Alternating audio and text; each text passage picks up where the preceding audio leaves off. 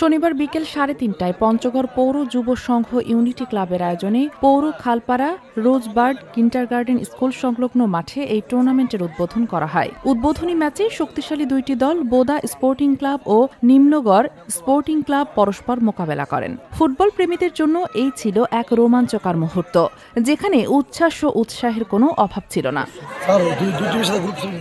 উদ্বোধনী অনুষ্ঠানে অতিথি হিসাবে উপস্থিত ছিলেন জাতীয়তাবাদী দল পৌর বিএনপির 1 নম্বর সদস্য শামসুজ্জামান বিপ্লব। বিশেষ অতিথি হিসাবে উপস্থিত ছিলেন পৌর যুবদলের সভাপতি আরিফুল ইসলাম ইরান, সাধারণ সম্পাদক রাজু করিম, জেলা ছাত্রদলের সিনিয়র সহসভাপতি জাহিদুল ইসলাম রাসেল, সাবেক সদস্য আতিকুর রহমান জিসান, হাবিবুর রহমান হাবিব এবং আরও অনেকে।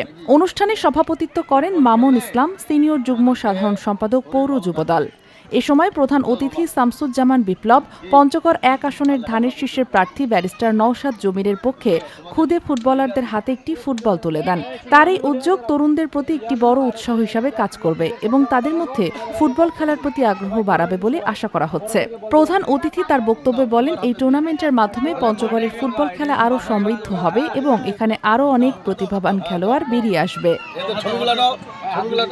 Sheikh Masuma, daily our, Bangladesh.